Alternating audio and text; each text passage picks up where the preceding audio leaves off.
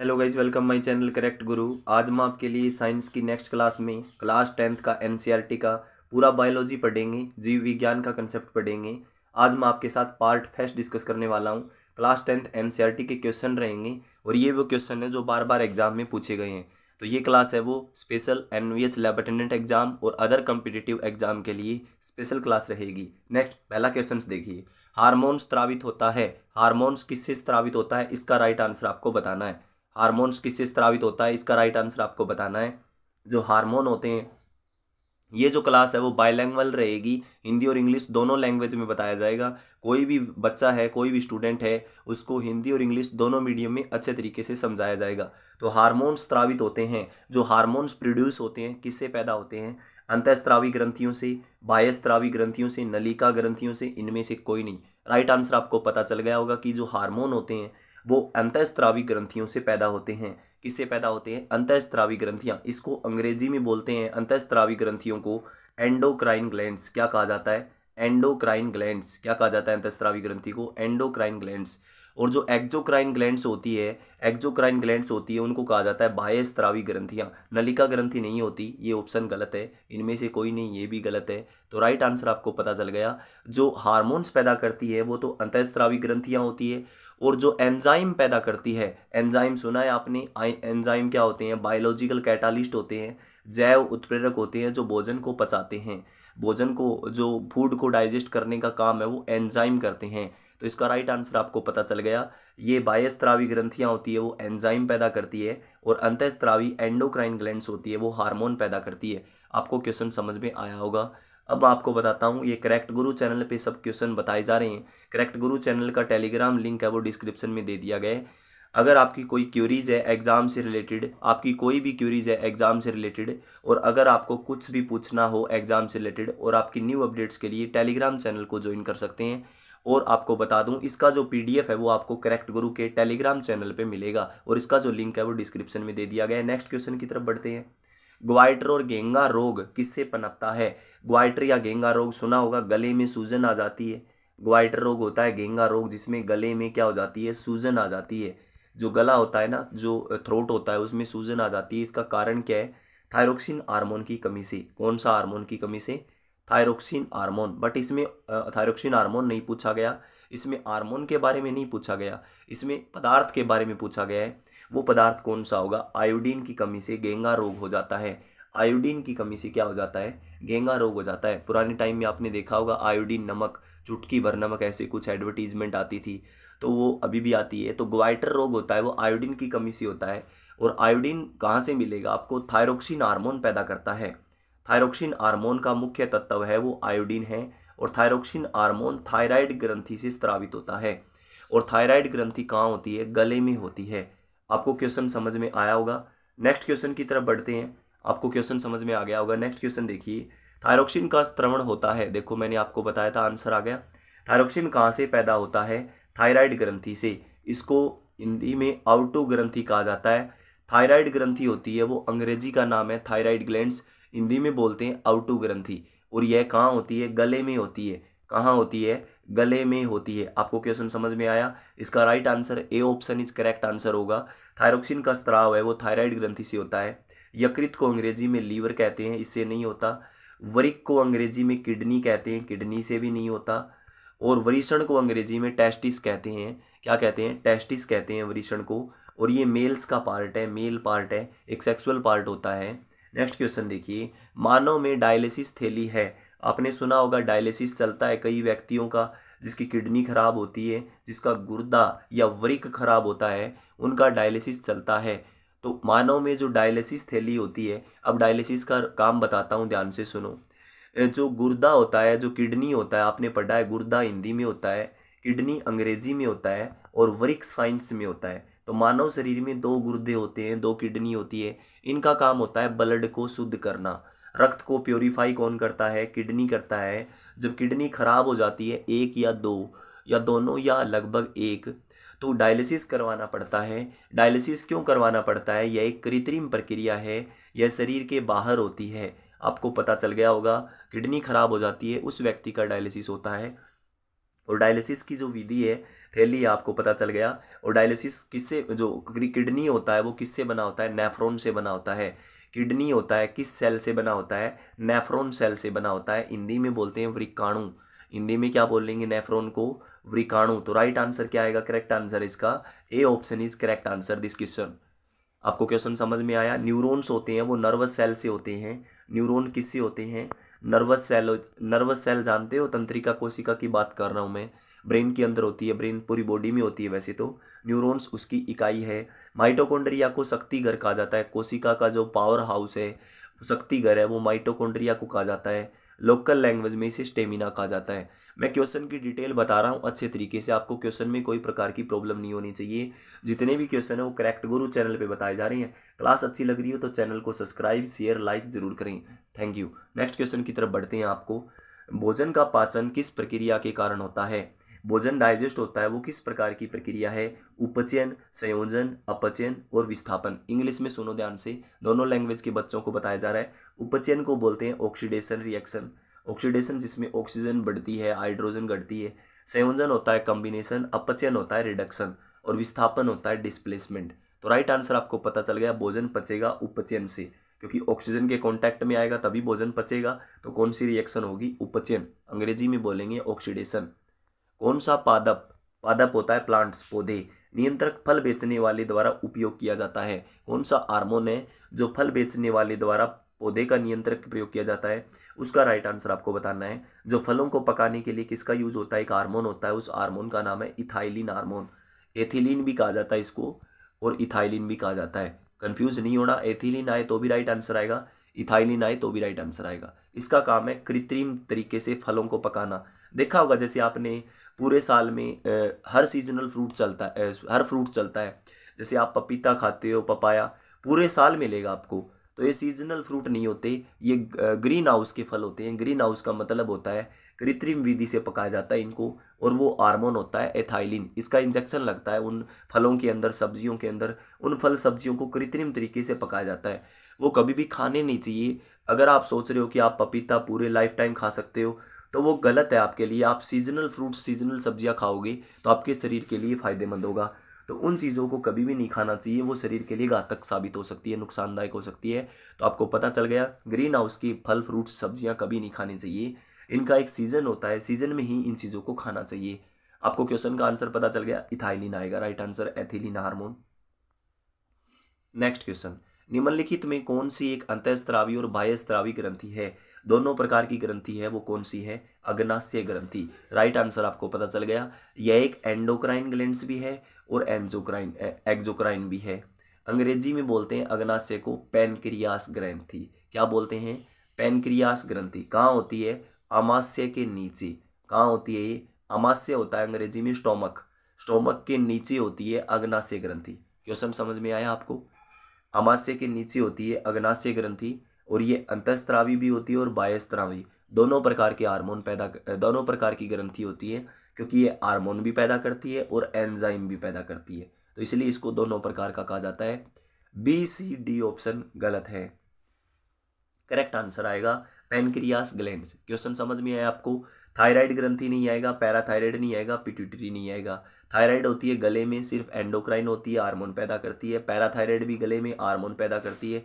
पीयूष ग्रंथि होती है मस्तिष्क में, यह भी हार्मोन पैदा करती है। नेक्स्ट क्वेश्चन, कौन सी अतःस्रावी ग्रंथि वृक्क के दोनों ओर होती है, ऐसी ग्रंथि बताना है जो वृक्क के दोनों ओर ऊपर होती है। किडनी होता है, जैसे किडनी होता है ऐसी स्ट्रक्चर होती है, किडनी के ऊपर कौन सी ग्रंथि होती है, उसका नाम है एड्रिनल ग्रंथि। कौन सी ग्रंथि, एड्रिनल ग्रंथि। हिंदी में कहा जाता है अधिवृक्क ग्रंथि, अंग्रेजी में एड्रिनल ग्लैंड्स बोलते हैं। एड्रिनल अंग्रेजी का नाम है, हिंदी में अधिवृक्क कहा जाता है। वृक्क का मतलब गुर्दों के ऊपर होती है ये, और यह क्या हार्मोन रिलीज करती है, एड्रीनलिन हार्मोन रिलीज करती है।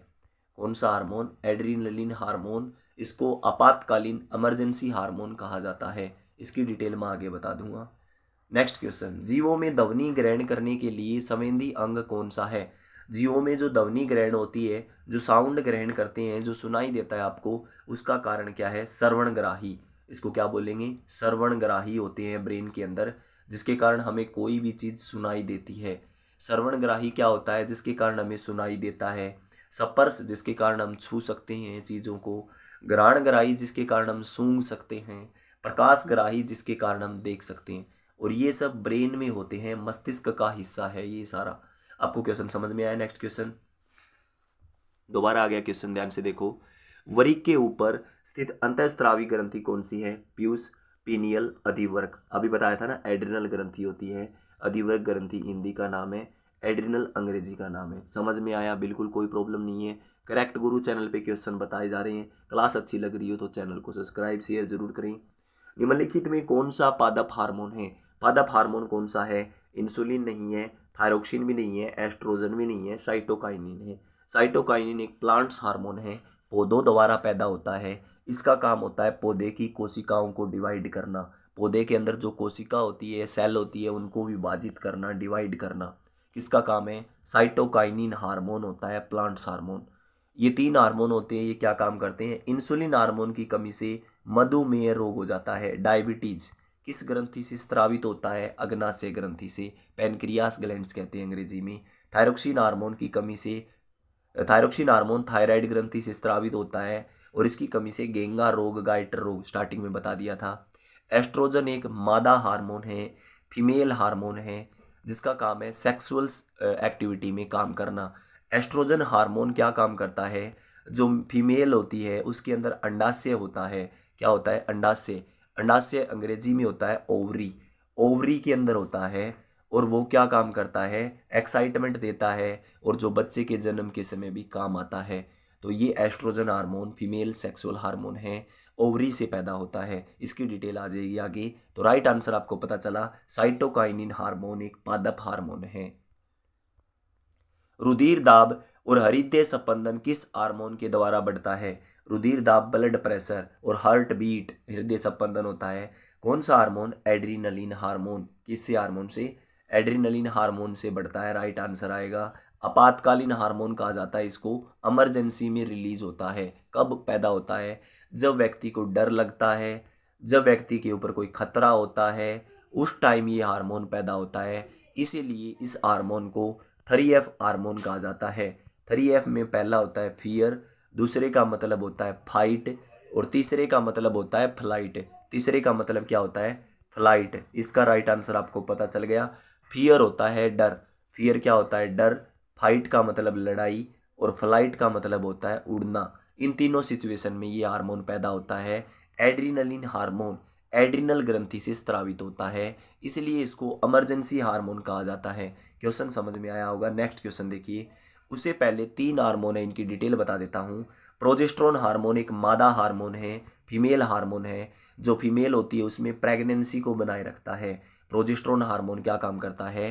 प्रेगनेंसी होती है जो फीमेल में, गर्भाशय, गर्भाशय को बनाए रखता है, गर्भ को बनाए रखता है। गर्भ होता है, प्रेग्नेंट्स महिला होती है, उनके अंदर प्रोजेस्टेरोन हार्मोन काम करता है। एस्ट्रेडियल नहीं होता। रिलैक्सिन हार्मोन क्या काम करता है? जब बच्चे की डिलीवरी होती है, मादा के शरीर से बाहर बच्चा निकलता है, तब उस टाइम रिलैक्सिन हार्मोन पैदा होता है जो बच्चे को आसानी से बाहर निकालने में मदद करता है और फीमेल्स को रिलैक्स महसूस करवाता है। फीमेल्स को रिलैक्स महसूस करवाता है। आपको क्वेश्चन समझ में आया होगा। इसका राइट आंसर है एड्रिनलिन। और ये जो दो हार्मोन है वो क्या होते हैं? प्रोजेस्टेरोन और रिलैक्सिन्स मादा हार्मोन होते हैं, फीमेल सेक्सुअल हार्मोन होते हैं। आपको समझ में आया नहीं आया? चलो अब आपको अगले क्वेश्चन की तरफ ले जाते हैं। एस्ट्रेडियल कोई प्रकार की प्रॉब्लम नहीं है, कोई प्रकार का हार्मोन्स नहीं है। Next question. एस्ट्रोजन, प्रोजेस्टेरोन और रिलैक्सिन हार्मोन्स कहाँ से पैदा होते हैं? बताए थे ना, अंडाशय से। कहाँ से पैदा होते हैं? एस्ट्रोजन हार्मोन सेक्सुअल एक्साइटमेंट देता है, प्रोजेस्टेरोन प्रेग्नेंट होने पे काम आता है, रिलैक्सिन्स जब बच्चा बाहर निकलता है फीमेल से, तब उस टाइम रिलैक्स करने के लिए फीमेल्स को जरूर का रिलीज होता है। और ये हार्मोन्स अंडाशय ग्रंथि से स्रावित होते हैं। अंडाशय ओवरी होती है, ये फीमेल का एक सेक्सुअल पार्ट होता है। आपको समझ में आया होगा। नेक्स्ट क्वेश्चन, वृषण के बारे में बता देते हैं। ये मेल का सेक्सुअल पार्ट होता है जिसको टेस्टिस कहा जाता है। टेस्टिस। क्वेश्चन समझ में आ रहा है आपको? अब देखिए एड्रिनल ग्रंथि। एड्रिनल ग्रंथि एड्रिनलिन हार्मोन पैदा करती है, आपको पता ही है। अग्नाशय ग्रंथि इंसुलिन हार्मोन पैदा करती है, ये भी मैंने आपको बता दिया। पैनक्रियास कहा जाता है इसको अंग्रेजी में। ऑक्सिन पादप हार्मोन की किस क्रिया में सहायता करता है? ऑक्सिन हार्मोन एक प्लांट्स हार्मोन है, इसका काम है पौधे की वृद्धि में काम आता है, पौधे की ग्रोथ में काम आता है। कौन सा hormone? Oxygen hormone. Right answer पता चल गया। नेक्स्ट क्वेश्चन, लीडिंग कोशिकाएं कहाँ होती है? लीडिंग कोशिकाएं वृषण में होती है। जो लीडिंग सेल होती है वो टेस्टिस में होती है। और टेस्टिस किसका पार्ट है? मेल का सेक्सुअल पार्ट है टेस्टिस वृषण। पीयूष ग्रंथि मास्टर ग्रंथि कहा जाता है, मस्तिष्क में होती है। अंडाशय बता दिया। प्राउटू ग्रंथि क्या होती है? पैराथायराइड ग्रंथि होती है अंग्रेजी में। पैराथायराइड ग्रंथि गले में होती है। नेक्स्ट क्वेश्चन, आउटो ग्रंथि को थायरोक्सिन हार्मोन बनाने के लिए क्या चाहिए? आयोडीन चाहिए। क्या चाहिए? जो आउटो ग्रंथि होती है उसके अंदर जो थायरोक्सिन हार्मोन बनाने के लिए आयोडीन की आवश्यकता पड़ती है। करेक्ट गुरु चैनल पे सब क्वेश्चन बताए जा रहे हैं। क्लास को प्लीज़ सब्सक्राइब शेयर वगैरह जरूर करें अगर अच्छी लग रही हो तो। और ये इस क्लास की जो पीडीएफ है वो आपको टेलीग्राम पे मिलेगी। टेलीग्राम को ज्वाइन कर लें, डिस्क्रिप्शन में लिंक दे दिया गया है।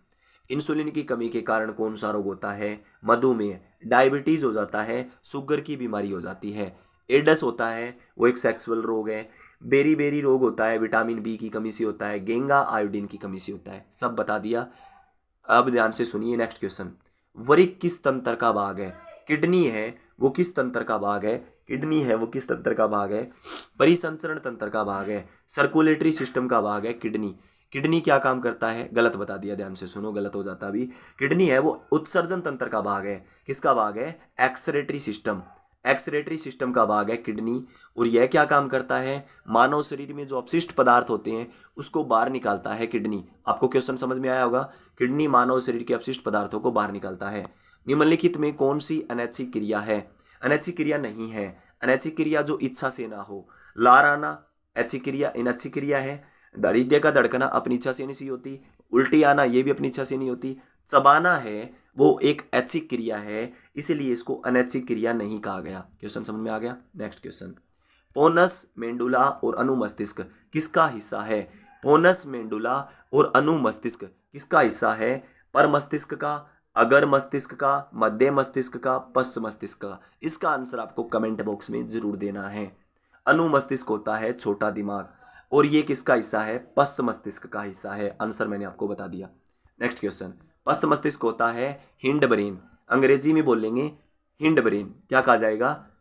हिंड ब्रेन कहा जाएगा। नेक्स्ट क्वेश्चन, पत्तियों का मुरझाना किस पादप हार्मोन के कारण संभव होता है? पत्तियां मुरझाती है वो एब्सिसिक अम्ल के कारण मुरझाती है। ये एक हार्मोन होता है जिसे पत्तियों में पतझड़ आता है, मुरझा जाती है। अग्नाशय ग्रंथि इंसुलिन हार्मोन पैदा करती है। बार बार क्वेश्चन आ रहा है। नेक्स्ट क्वेश्चन, शरीर की प्रधान ग्रंथि मास्टर ग्रंथि पीयूष ग्रंथि को कहा जाता है। मस्तिष्क में होती है, 13 से ज्यादा हार्मोन पैदा करती है। नेक्स्ट क्वेश्चन, मानव मादा के जनन तंत्र का भाग नहीं है। जनन तंत्र का भाग नहीं है। अंडाशय मानव मादा का है, गर्भाशय भी है, डिंब वाहिनी भी है। शुक्र वाहिका आदमी का पार्ट है, मेल्स का पार्ट है, मेल्स का सेक्सुअल पार्ट है। शुक्र वाहिका टेस्टिस के अकॉर्डिंग काम करता है। तो शुक्र वाहिका आपको समझ में आ गया होगा। अंडाशय होती है ओवरी, गर्भाशय होता है एक प्रकार से, क्या बोलते हैं उसको, गर्भाशय को यूटेरस, यूटेरस कहा जाता है अंग्रेजी में। डिंब वाहिनी ये एक सेक्सुअल पार्ट होता है। आपको क्वेश्चन समझ में आया होगा। इसका राइट आंसर है शुक्र वाहिका। करेक्ट गुरु चैनल पे सब क्वेश्चन बताए जा रहे हैं। नेक्स्ट क्वेश्चन देखिए। नेक्स्ट क्वेश्चन, फूलों में नर जनन अंग होता है। फूलों में नर जनन अंग होता है, फूल होते हैं उसका नर जनन अंग होता है पुंकेसर। और जो स्त्री जनन अंग होता है उसको कहते हैं स्त्री केसर। फूलों में मादा जनन अंग पूछेगा तो स्त्री केसर बताना है, और नर जनन अंग पूछेगा तो पुंकेसर बताना है। क्वेश्चन समझ में आ गया। नेक्स्ट क्वेश्चन, स्त्रियों के मासिक, स्त्रियां होती है, फीमेल होती है, उनका जो मासिक चक्कर आता है, मासिक धर्म आता है, जिसको मेंसेस कहते हैं, पीरियड कहते हैं, उसमें अंडाणु किस दिन अंडाशय से बाहर निकलता है? 14वें दिन अंडाशय से बाहर निकलता है। ये टोटल 28 दिन का होता है। मेंस्ट्रुअल साइकिल बोलते हैं, मेंस्ट्रुअल साइकिल। मेंसुरेशंस आते हैं। मेंस्ट्रुअल साइकिल का मतलब होता है पीरियड आते हैं, मेंसेस आते हैं। रजोधर्म होता है एक प्रकार से। इस टाइम क्या होता है? मासिक धर्म, मासिक चक्कर भी कहते हैं इसको। 14वें दिन अंडा निकलता है अंडाशय से।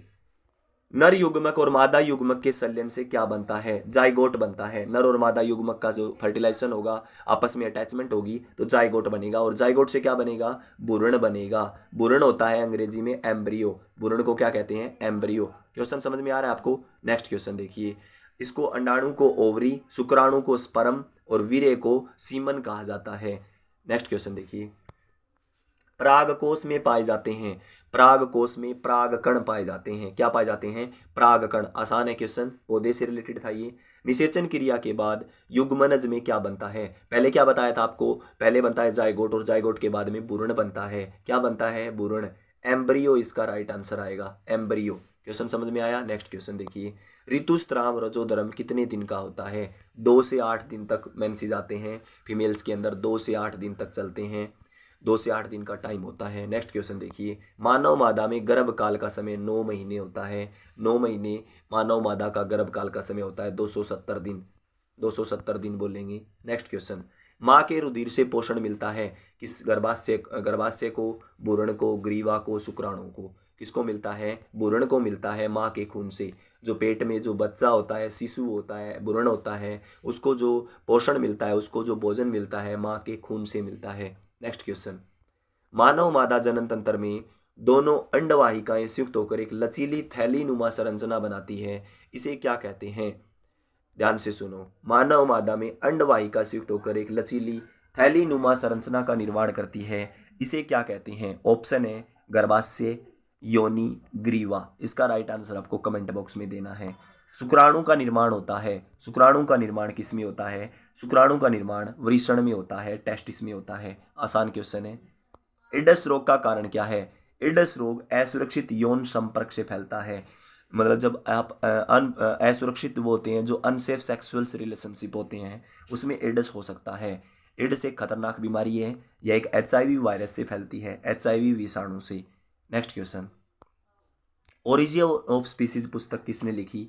ओरिजिन ऑफ स्पीसीज को कहते हैं जातियों का उदय। जातियों का उदय पुस्तक लिखी डार्विन ने। किसने लिखी? डार्विन वैज्ञानिक ने लिखी थी ये पुस्तक। मनुष्य में कितने जोड़े गुणसूत्र होते हैं? 23 जोड़े गुणसूत्र होते हैं मनुष्य में। 23 जोड़े का मतलब 23 जोड़े का मतलब 46 गुणसूत्र टोटल। मनुष्य मतलब मेल और फीमेल दोनों में, तो मेल और फीमेल दोनों में, तो 23 गुणसूत्र मेल में और 23 ही किस में होते हैं? फीमेल में। आपको क्वेश्चन समझ में आया होगा। मेल में होता है XY और फीमेल में होता है XX। आपको क्वेश्चन समझ में आ रहा है? नेक्स्ट क्वेश्चन देखिए, गुणसूत्र किसके बने होते हैं? गुणसूत्र बने होते हैं DNA, RNA और प्रोटीन्स के। किसके बने होते हैं? क्रोमोसोम कहा जाता है गुणसूत्र को अंग्रेजी में, क्रोमोसोम, याद रखना। किसके बने होते हैं? DNA होता है डिऑक्सी राइबोन्यूक्लिक एसिड, एसिड होता है RNA राइबोन्यूक्लिक एसिड और प्रोटीन्स, इन तीनों से मिलके बनते हैं। कोशिका में अनुवांशिक पदार्थ कौन सा है? अनुवांशिक होता है जो माता पिता से मिलता है। अनुवांशिक पदार्थ कौन सा है? इसका राइट आंसर आपको जेनेटिक्स मटेरियल पूछा गया है सेल के अंदर, कोशिका का अनुवांशिक पदार्थ। इसका राइट आंसर कमेंट बॉक्स में देना है। DNA, गुणसूत्र, क्रोमोसोम, जीन और क्लोरोप्लास्ट, हरित लवक। राइट आंसर आपको कमेंट बॉक्स में देना है। ये थे मोस्ट इंपोर्टेंट क्वेश्चन करेक्ट गुरु चैनल पे। ये क्लास पार्ट फर्स्ट था बायोलॉजी का, इसी प्रकार पार्ट सेकंड आएगा 10th क्लास का NCERT का। ये वो क्वेश्चन है जो बार बार एग्जाम में पूछे गए हैं। फिर मिलते हैं एक नई अपडेट्स के साथ। Correct Guru, press the subscribe button for new updates. Thank you.